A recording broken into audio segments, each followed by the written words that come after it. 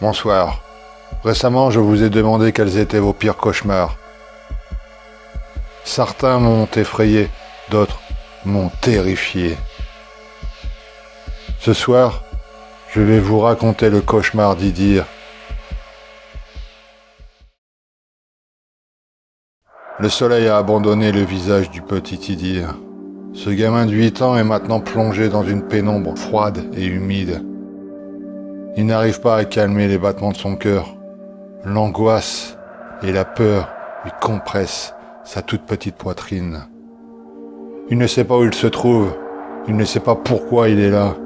Tout ce qu'il sait, c'est qu'il était en train de jouer au football quand deux hommes en cagoule l'ont kidnappé avec une violence inouïe. La lune chasse les mauvais nuages et laisse entrevoir une pièce sombre envahie par les rats.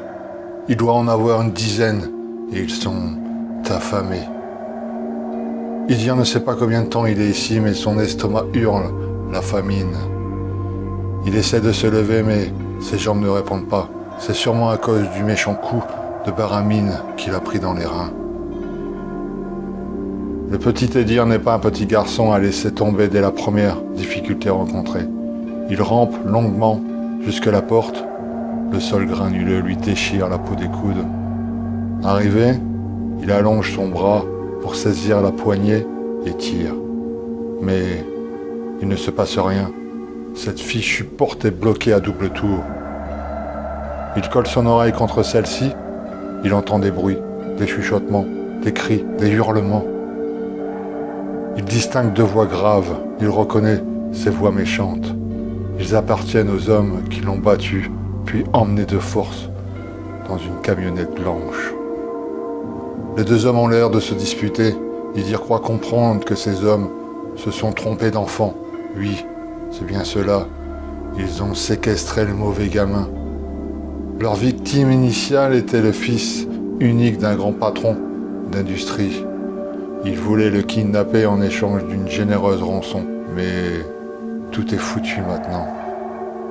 Une longue larme coule sur la joue d'Idir. Son corps battu souffre le martyre. Son estomac est vide depuis plusieurs jours et tout cela n'est qu'une grave erreur. Mais ce n'est pas à cause de cela qu'il pleure. Les larmes coulent car il comprend qu'il ne reverra jamais sa mère qu'il adore. Les deux kidnappeurs ne veulent pas laisser de traces. L'enfant n'a pas aperçu leur visage, mais Idir va mourir car ses ravisseurs ne veulent pas qu'on sache qu'ils sont nuls dans ce domaine. Par chance, Idir ne va pas mourir ce soir. Les hommes ont prévu de l'abattre par une balle dans le ventre et la deuxième dans l'épaule. Mais pour cela, il faut attendre le vacarme du jour. Une balle dans le ventre et une deuxième dans l'épaule. Cette phrase résonne dans la pauvre tête du petit garçon. Il ne peut pas fuir, il ne peut pas se défendre, il ne peut même pas se relever.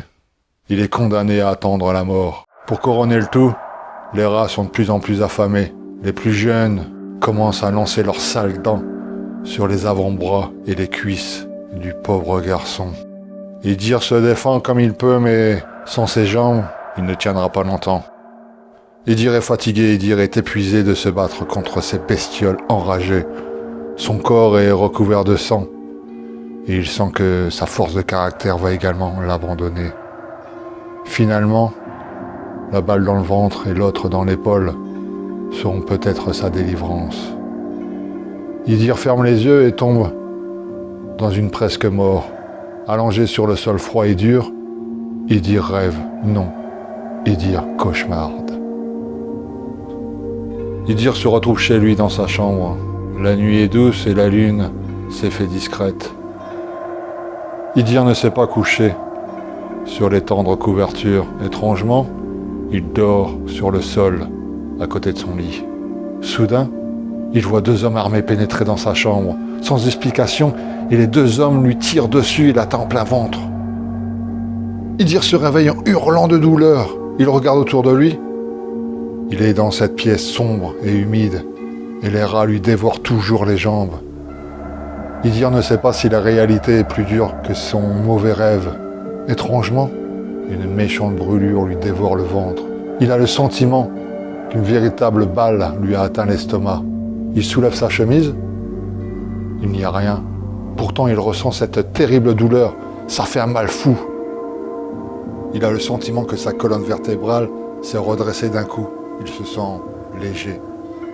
Idir se lève et par des coups de pied rageux chasse ces saloperies de rongeurs sanguinaires. Mais ces actes de vengeance l'épuisent très rapidement.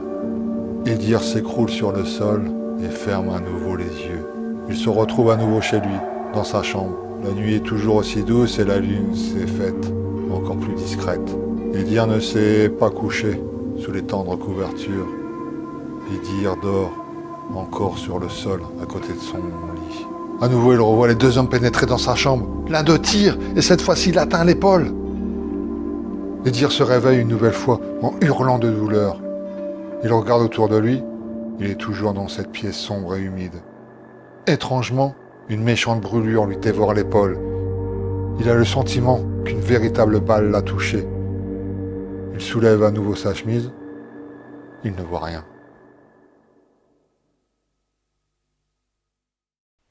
Idir est épuisé, mais désormais, il a peur de dormir.